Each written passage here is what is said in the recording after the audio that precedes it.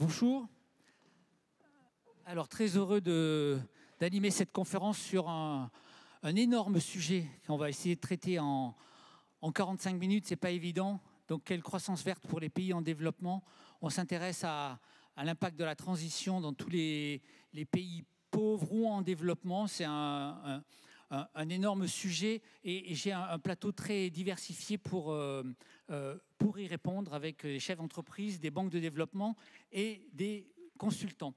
Pour démarrer le sujet très vite, je passe la parole à Madame Djoufel-Kid.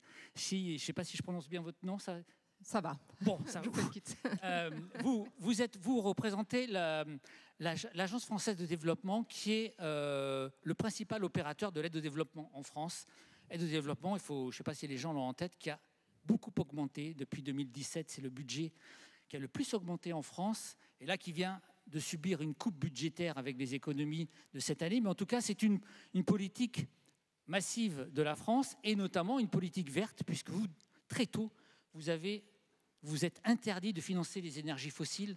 Donc vous êtes un peu la représentante de cette nouvelle politique de la France vis-à-vis des pays en développement. Est-ce que vous pouvez nous poser le sujet, parce que vous dirigez un département de la recherche et vous êtes en contact des gouvernements locaux sur ce sujet croissance verte. Comment on ressent ce sujet, cette nécessité brandie par les pays riches dans les pays en développement?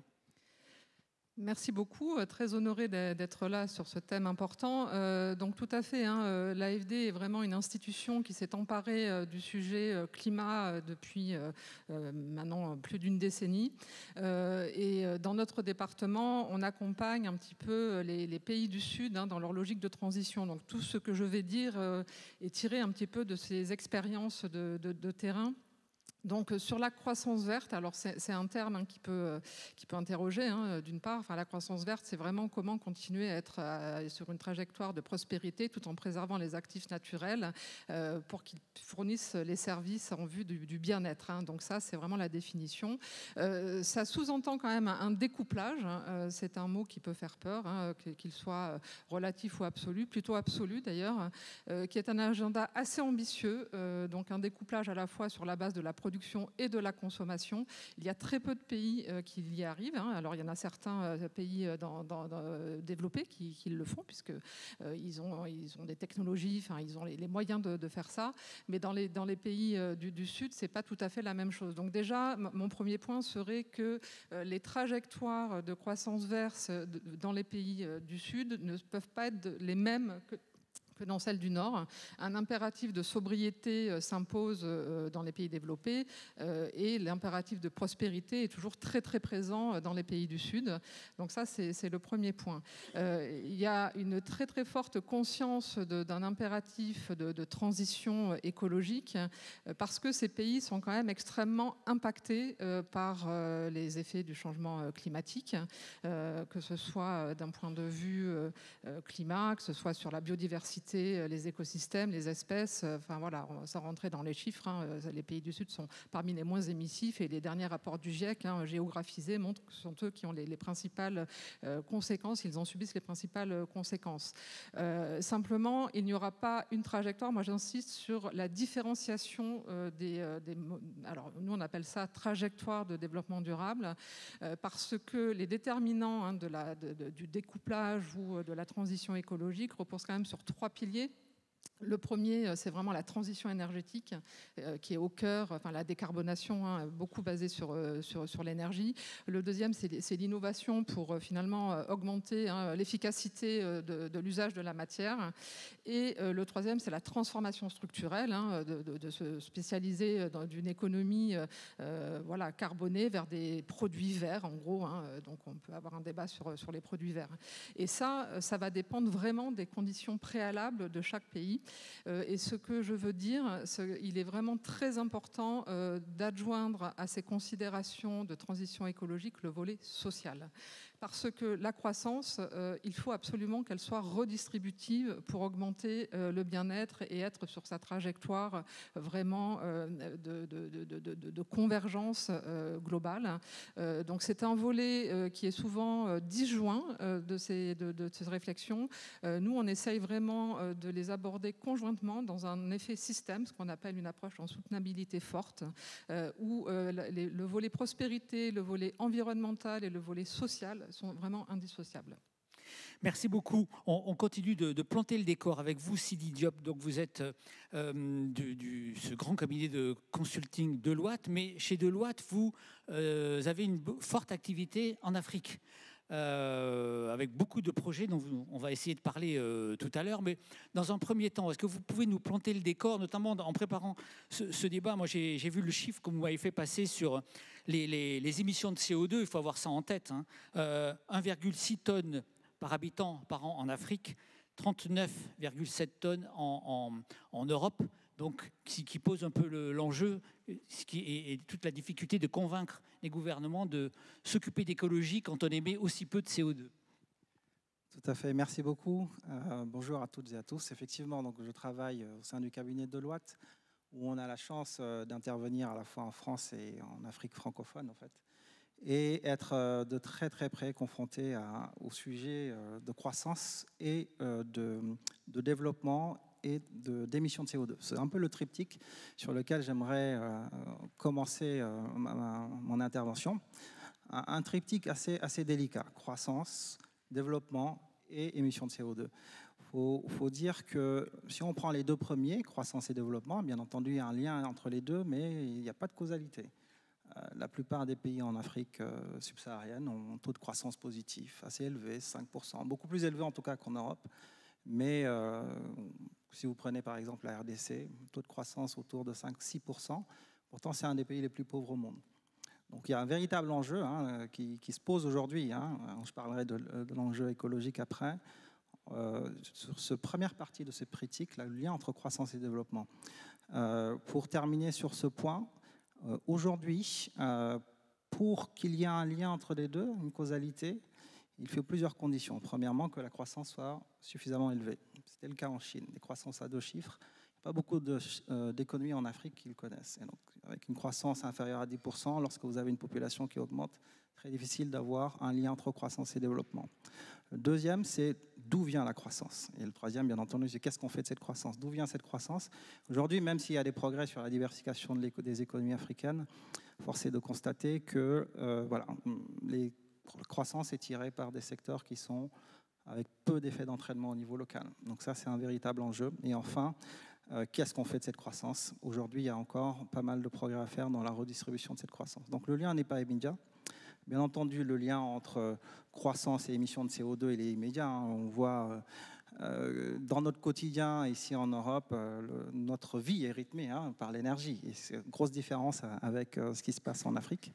Et enfin, sur le lien entre croissance et développement et émissions de CO2, là, comme vous l'avez dit, aujourd'hui, les pays africains disent, en fait, nous, en termes d'émissions, on est à un niveau qui est 10 fois moins élevé qu'en Europe. Donc, la priorité, c'est la croissance pour le développement, avec un enjeu de développement, un enjeu d'émissions de CO2 qui doit être maîtrisé, mais pas aux dépens du développement. Aujourd'hui, pour terminer, si vous prenez par exemple le chiffre de la richesse par habitant, qui est un indicateur pas parfait mais intéressant, aujourd'hui la moyenne en Afrique elle est à moins de 1 500 $.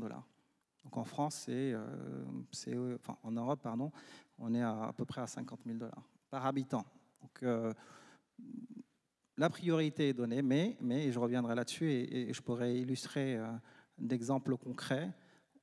La croissance ne peut pas se faire avec une émission, sans prise en compte des enjeux de transition. Et c'est la voie dans laquelle s'embarquent aujourd'hui les pays africains. Alors dans 2 domaines en particulier, et je pourrais développer un peu plus tard, le transport et l'énergie. En Afrique, ces 2 secteurs représentent 75% des émissions, et il y a un certain nombre de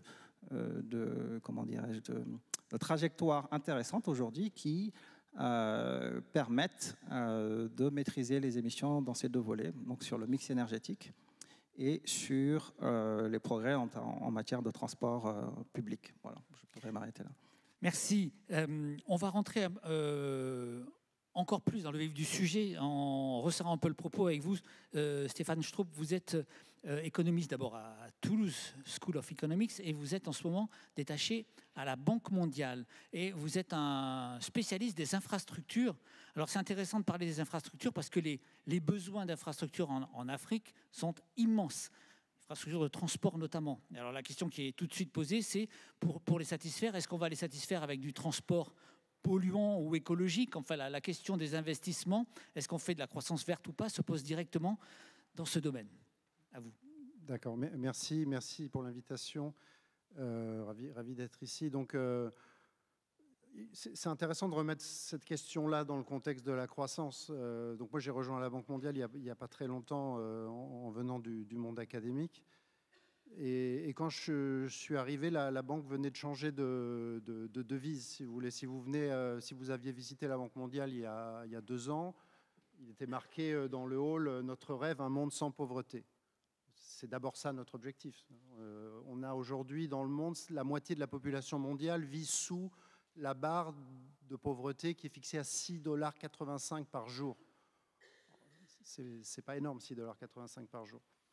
Et en plus, on est dans une situation où on a reculé depuis la pandémie. Hein, globalement, les chiffres sont pires qu'avant. Et la trajectoire n'est pas bonne du tout. C'est-à-dire que clairement, avec les niveaux de croissance qu'on a actuellement, à ce rythme-là, on ne va pas éliminer la pauvreté avant la fin du siècle. Donc ça, c'est une première chose. La deuxième chose, c'est que si vous venez aujourd'hui à la banque, notre devise a changé. On a un nouveau président qui est arrivé un petit peu avant moi d'ailleurs et qui a mis en place une nouvelle devise qui est notre rêve, un monde sans pauvreté dans un monde vivable. En anglais, Livable Planet.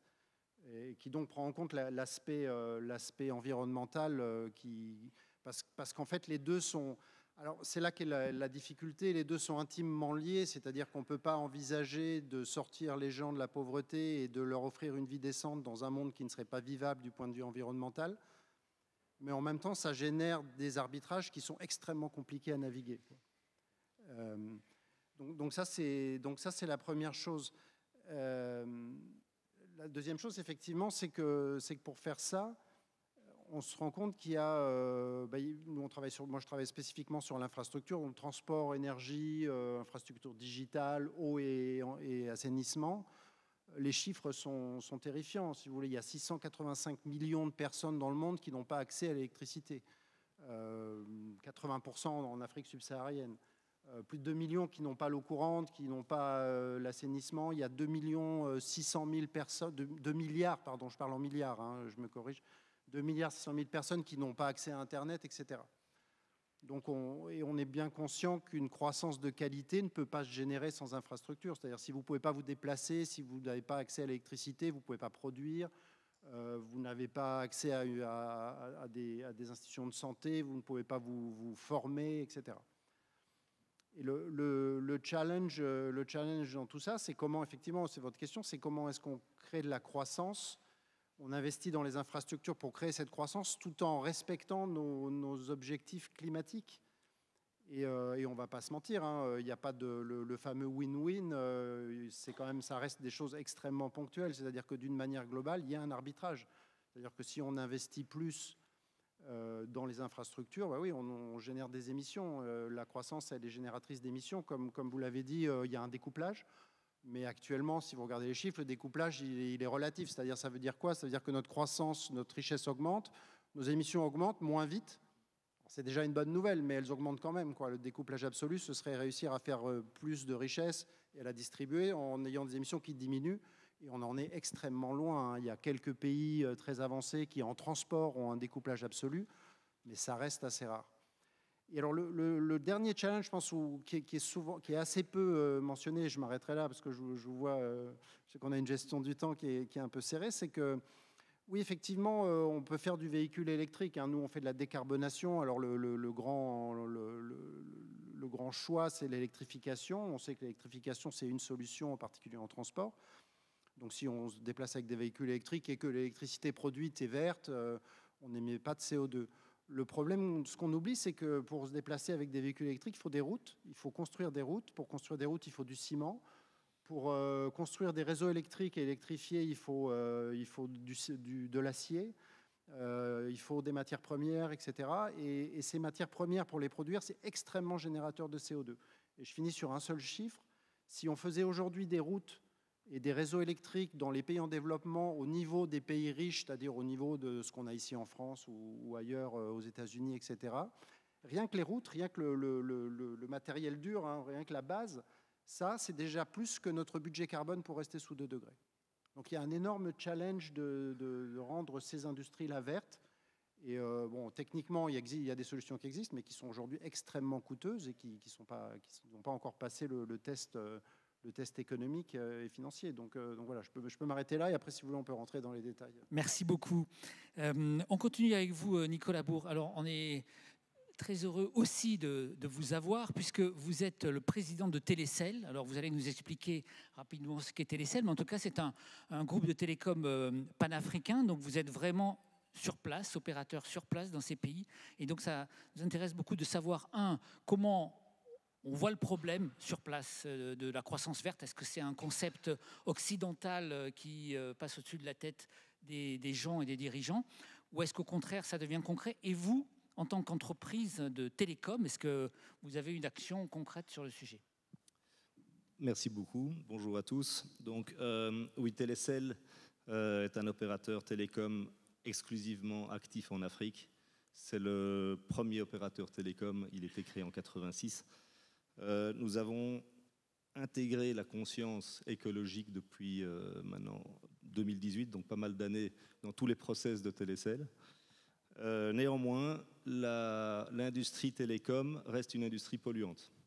Elle est responsable aujourd'hui de 3 à 4% des émissions de gaz à effet de serre. Donc, il est temps d'agir. La bonne nouvelle, c'est qu'il y a des solutions.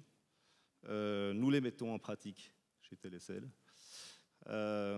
Évidemment, il y a aussi toute cette problématique de croissance de l'industrie, croissance économique, et qui se passe nécessairement par le digital, l'économie digitale en Afrique. Ça prend une place énorme. Et évidemment que la conscientisation de la problématique écologique fait partie d'une dialectique entre croissance et écologie. Mais nous, en tout cas, on a intégré le problème et on agit. Je vais parler de 3 modes d'action directs. Le premier, c'est la solarisation de nos réseaux. Donc, nous avons installé depuis 2 ans maintenant sur l'ensemble des réseaux de Télécel. Ça met pas mal de temps, mais on est en train de solariser la totalité. Donc, on est à 50% de notre réseau pour l'instant qui fonctionne exclusivement au solaire. Alors ça, c'est assez, on va dire, unique, mais ça a surtout 3 conséquences importantes. La première conséquence, c'est que eh bien, ça donne un exemple pour d'autres industries. Donc si vous mettez du solaire et vous prouvez qu'une infrastructure ne peut fonctionner que sur le solaire, ou ne fonctionne que sur le solaire, eh bien, vous donnez des idées à d'autres qui est assez intéressant dans le cadre de l'Afrique, puisqu'ils sont assez obnubilés par la croissance et plutôt plus que l'écologie. Donc ensuite, bon, la deuxième conséquence, elle est évidente, c'est que nous émettons aucune émission de carbone. La troisième conséquence, et celle-là elle est plus intéressante, on parlait de l'électrification des populations en Afrique, et bien grâce à ce mode d'approvisionnement énergétique, vous pouvez brancher les panneaux solaires dans les régions rurales et directement sur les réseaux d'électricité. Plus loin, si on pousse le processus plus loin, nous pouvons aussi placer des panneaux solaires dans les régions rurales et les commander par la télécom, les gérer par la télécom. Le consommateur peut gérer son énergie par son téléphone et payer son énergie par son téléphone. Donc, on va dire que la technologie est propice et est prête au changement, on va dire, énergétique. La deuxième solution que nous voyons immédiatement, c'est le partage de réseau. Donc c'est la création d'un réseau télécom unique et les opérateurs du pays ou d'un territoire se le partagent. Pourquoi créer chacun son réseau? Ça n'a aucun sens, c'est très polluant et c'est souvent des doublons qui ne sont pas nécessaires. La troisième action directe que nous avons, c'est que nous avons créé il y a 5 ans maintenant un fonds de start-up qui est aujourd'hui le plus gros fonds de start-up en Afrique. Nous en sommes très fiers. Nous avons investi dans 40 start-up, toutes en bonne santé financière.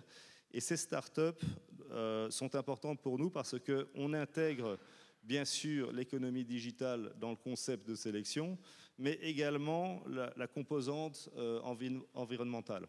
C'est un des critères de sélection de ces startups. Eh bien, nous ne le faisons pas pour un intérêt, on va dire, capitalistique, mais pour un intérêt de création de conscience d'une économie future et surtout la création d'un tissu socio-économique important pour l'Afrique.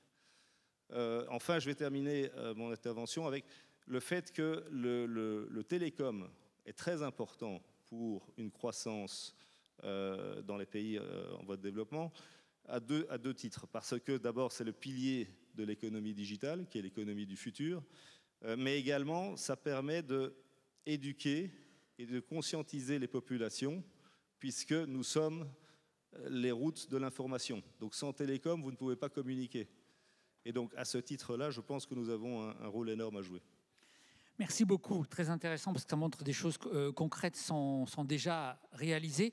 Alors, on va faire tourner la parole et le débat. Je vous rappelle que vous pouvez poser vos questions. J'en vois pas pour l'instant, mais n'hésitez pas. Le premier thème que j'aurais envie de développer, c'est la prise de conscience des gouvernements. C'est-à-dire, est-ce que, notamment ceux parmi vous qui êtes au contact des gouvernements de ces pays en développement, est-ce que vous sentez vraiment une prise de conscience, un changement et des choses concrètes? Parce que dans ce terme croissance verte, enfin, il y a beaucoup de discours au nord et au sud. On voit tout le monde veut faire de la croissance verte. Est-ce que vous le sentez réellement, Sidi Diop, vous, dans les projets que vous portez dans les pays du Sud? Oui, absolument. C'est presque une obligation finalement. L'Afrique ne peut pas aller à contre-courant du monde parce que pour pouvoir se développer, l'Afrique a besoin de financement. Et les sources de financement internes étant limitées, il faut aller les chercher à l'extérieur. Et donc là, l'Afrique ne peut pas aller à contre-courant. Donc obligé de prendre en compte les enjeux climatiques de l'ensemble de la planète lorsqu'on finance des projets de développement. En l'occurrence, deux exemples très concrets dans le domaine de l'énergie, par exemple. Aujourd'hui, il y a des pays qui veulent, et on discute avec certains d'entre eux, financer des projets dans le domaine de l'énergie. Il est beaucoup plus facile de trouver des fonds lorsqu'il s'agit d'un projet solaire ou d'un projet hydro.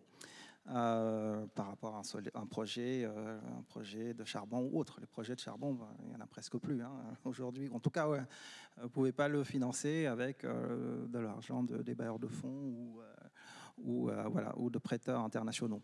Du coup, il y a une obligation. Il y a une obligation de la part des pays africains de suivre le mouvement, même si, je le répète, quand on discute avec ces gouvernements, la priorité est donnée aux enjeux de développement dans un premier temps, mais la prise en compte est très palpable.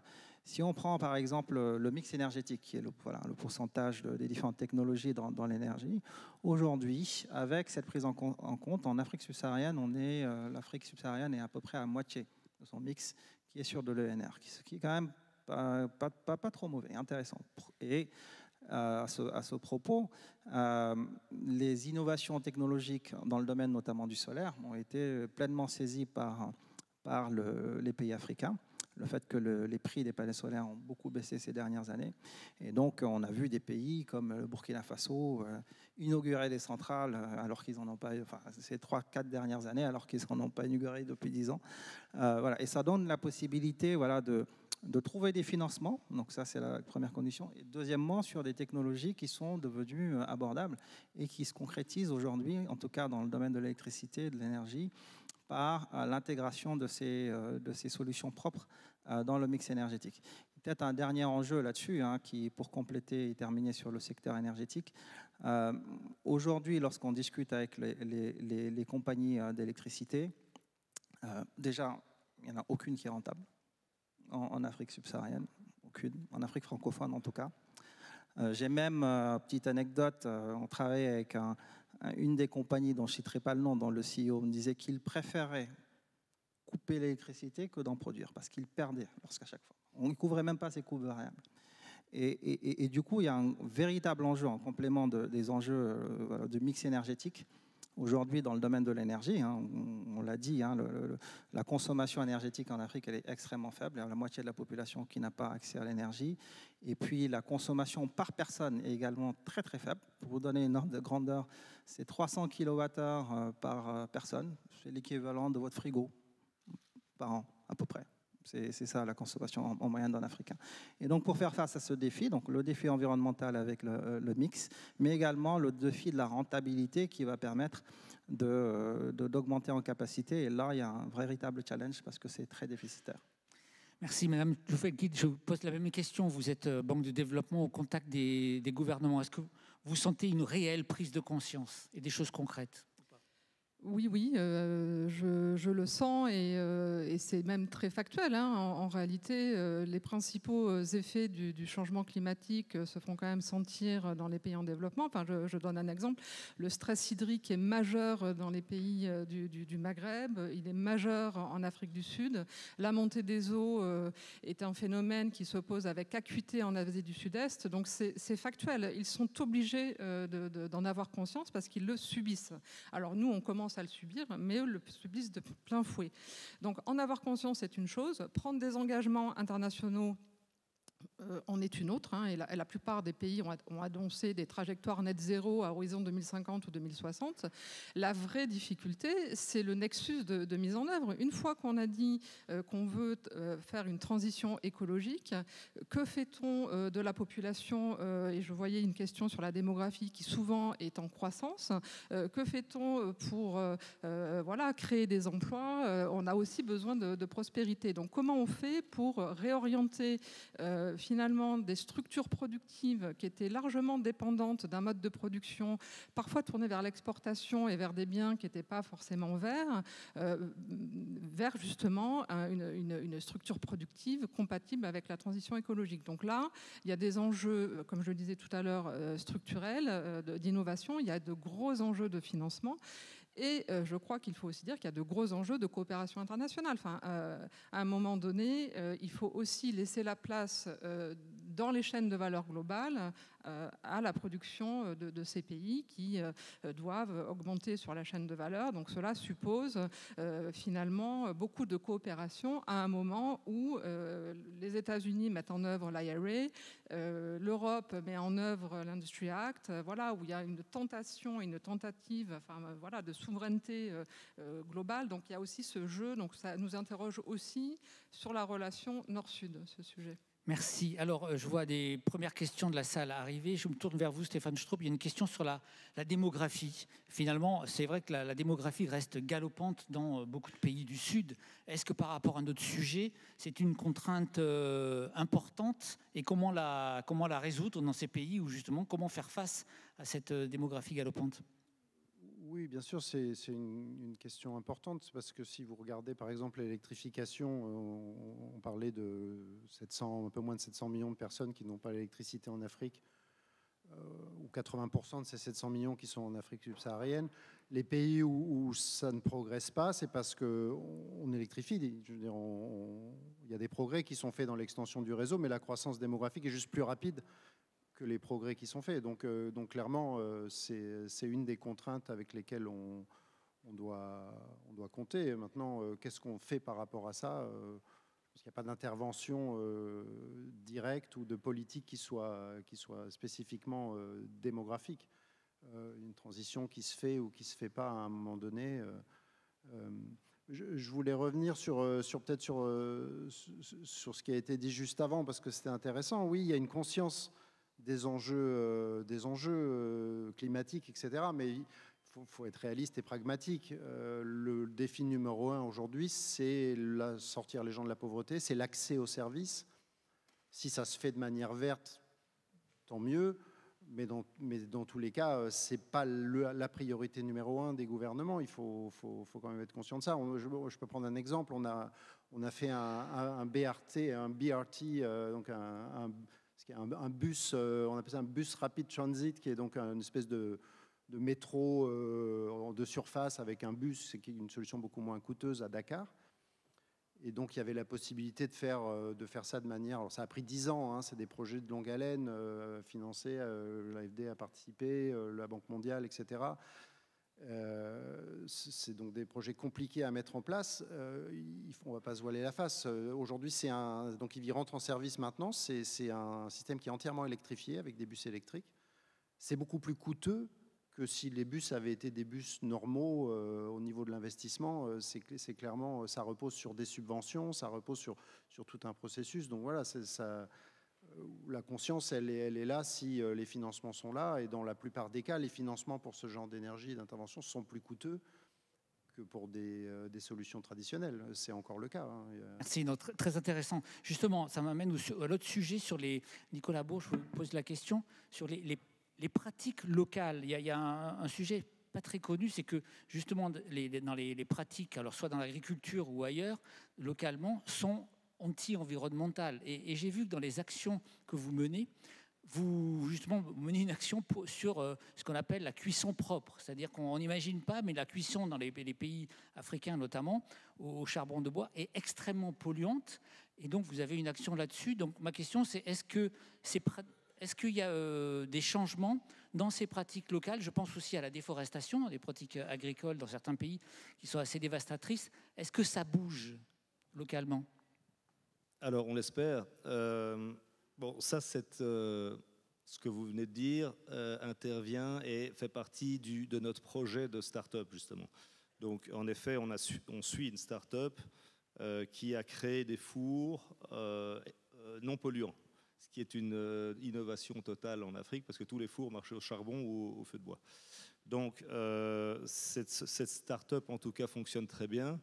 Et je pense que les consommateurs sont là et augmentent chaque année. Donc, je crois que, oui, il y a un réel succès à l'opération. Maintenant, est-ce que c'est quelque chose qui va avoir un impact macroéconomique? Je ne sais pas encore. C'est un peu tôt pour le dire et ça mettra certainement pas mal de temps.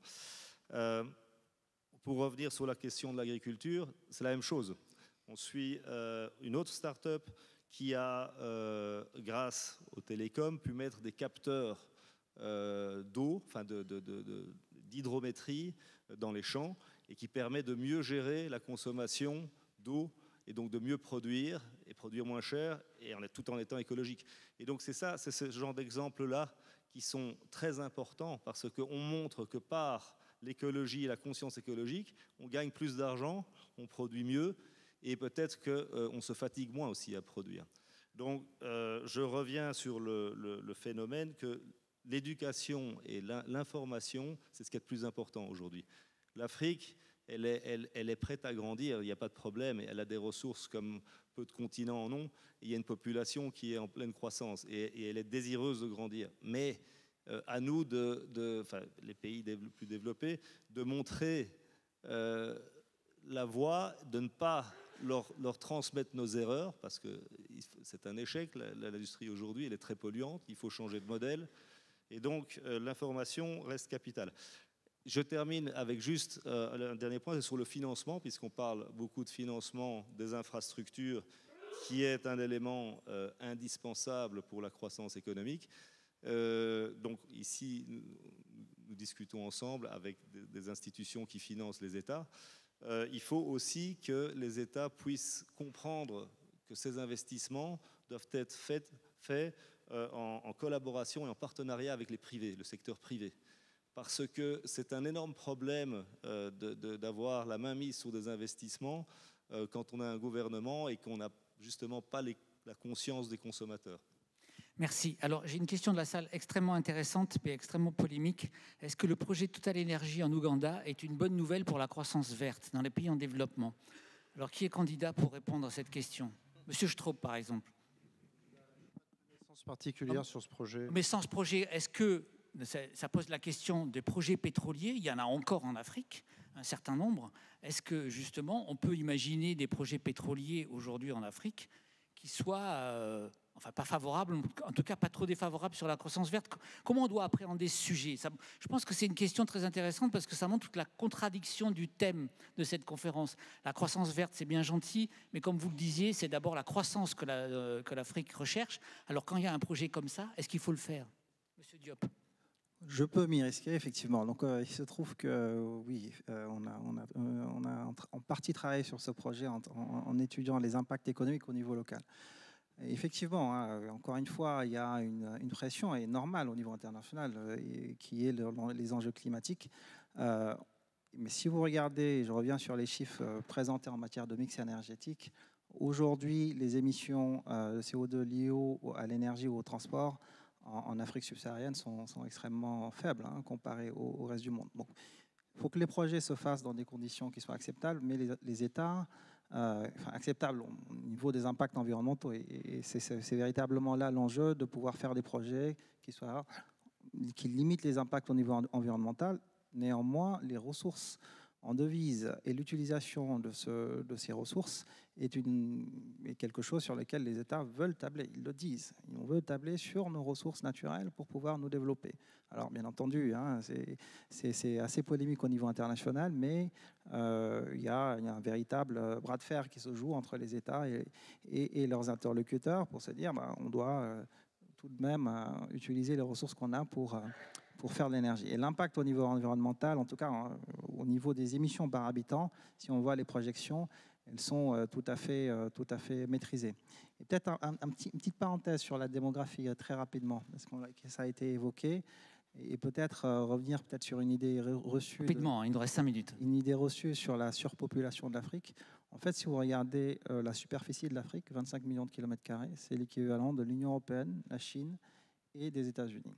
Et donc, si vous voulez comparer les choses avec quelque chose de comparable, la population africaine aujourd'hui, 1,1 milliard, et vous la comparez à cette même ces trois autres espaces qui sont aujourd'hui à 1 milliard de plus. Donc, il faut se méfier un peu des chiffres et en tout cas comparer ce qui est comparable. Pas véritablement une surpopulation, mais un enjeu, comme ça a été dit, sur le développement. Parce que chaque année, il faut que la croissance des infrastructures puisse suivre la croissance de la population. D'accord, merci, très intéressant. Je résume, sur Total, c'est intéressant de voir que, compte tenu des émissions actuelles de l'Afrique, on ne peut pas leur dire ne faites pas ce type de projet. Enfin, de ce point de vue-là, c'est-à-dire qu'il y a encore de la marge pour faire ce type de projet. C'est intéressant à noter. Pour terminer, moi, il y a une question que je voudrais vraiment aborder, c'est les promesses des pays du Nord. On est abreuvé de conférences, de COP, de sommets sur le financement en juin 2023, je me souviens, à Paris, où on a promis des dizaines de milliards pour les pays pauvres. Quel bilan peut-on faire aujourd'hui? Je me tourne vers vous, la Banque française de développement. Est-ce que vous pensez avoir atteint honorer les promesses qui ont été faites? En tout cas, sur les 100 milliards, hein, je crois avoir vu passer un article récemment dans les journaux qu'on y était presque. Donc, c'est évidemment un sujet qui pose la question de la nature du financement. Donc, les promesses, quand elles sont faites, elles doivent être honorées. Donc ça, c'est évident. Sinon, on se décrédibilise. On est dans un contexte de repli, de crise. Donc, on doit en tenir compte. Ce qui me fait dire que les pays, quand on discute avec eux, ont internalisé le fait que les promesses mettaient du temps à venir. C'est pas qu'elles ne viennent pas, elles mettent du temps. D'où l'importance de trouver des sources alternatives. En tout cas, l'aide publique au développement, c'est une goutte d'eau par rapport aux flux financiers internationaux. Donc, nous, l'ambition de l'AFD et de son directeur général, c'est de créer des coalitions. Donc, au-delà de l'aide, on essaye de créer des coalitions autour des banques publiques de développement pour rassembler non seulement des banques internationales, mais les banques publiques. Le secteur privé est extrêmement important à mobiliser aussi, c'est évident.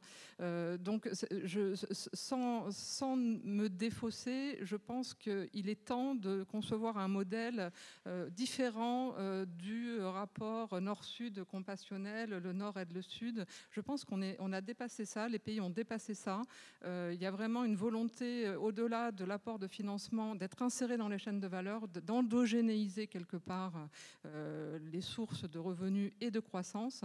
Mais pour que ce soit durable et atteignable à un horizon alors qu'il n'est pas défini, et je crois que ça a été dit par beaucoup d'entre nous, l'enjeu, c'est la qualité de cette croissance et comment on l'utilise pour redistribuer. Parce qu'on est quand même, je pense, le mot bien-être est un mot qui ressort de plus en plus. La croissance, pourquoi faire? Merci. Alors Stéphane Straub, je me tourne vers vous sur côté Banque mondiale. Quelle est votre analyse sur ces promesses de transfert massif? Quel bilan peut-on en faire aujourd'hui? Je pense que ce qui vient d'être dit est intéressant parce qu'il faut bien être conscient que ce que nous on représente en tant que banque multilatérale, et on est la plus grosse des banques de développement, c'est vraiment une goutte d'eau dans les besoins qui sont estimés à plusieurs milliers de milliards chaque année. Donc je pense que nous, ce qu'on vend et ce qu'on doit promettre, c'est évidemment de l'argent pour soutenir des projets, pour les catalyser, mais c'est surtout de la connaissance, en fait. Je dis ça de mon point de vue, un peu avec mon chapeau académique et mon transfert dans ce milieu-là. Et ce que je vois bien, ce qu'on vend, c'est un paquet, en fait. C'est la connaissance de comment on structure des projets, quelle politique on doit mettre en place, comment on fait pour catalyser le secteur privé. Il y a plein de choses qu'on ne sait pas, en fait. Il y a plein de choses qu'on ne sait pas, sur lesquelles on travaille. Sur le digital, on a parlé on a des exemples. Aujourd'hui, le digital, potentiellement, c'est un secteur innovant qui peut permettre de réduire les émissions d'autres secteurs. On a cette idée, mais concrètement, sur des applications spécifiques, quelles sont celles qui vont marcher, qui ne vont pas marcher, on ne sait pas. C'est des choses qu'on est en train d'étudier. Donc je pense que là où on a une vraie valeur ajoutée, c'est sur cette production de connaissances. Et ce transfert de connaissances, ce qu'on essaye de faire à la banque, c'est de travailler pas seulement avec TSE, Harvard et Princeton, mais aussi avec des universités dans le monde en développement, etc. Et de transférer cette connaissance qui va permettre la définition de politiques qui soit appropriée et éventuellement d'attirer de l'argent du secteur privé. Donc une autre chose qu'on ne sait pas bien, c'est quels sont aujourd'hui les projets, les secteurs où vraiment il y a un rendement élevé potentiel, où on peut attirer des investisseurs. Il y a des asymétries d'information extrêmement importantes. La théorie économique nous dit que ça, c'est une vraie barrière dans certains cas. Donc c'est sur ces sujets-là qu'on travaille et je pense qu'on a une valeur ajoutée plus grande qu'un $1 de plus qu'on met sur la table, si vous voulez. Merci. Une dernière question pour Nicolas Bourg. Là-dessus, sur les financements, je crois que vous avez un regard critique, notamment des grands projets qui ont pu être lancés, notamment dans le numérique. Est-ce que vous pouvez nous faire un retour d'expérience là-dessus? Oui. Allô? Oui. Oui, en fait, ce qu'on observe, c'est qu'il y a un manque d'efficacité.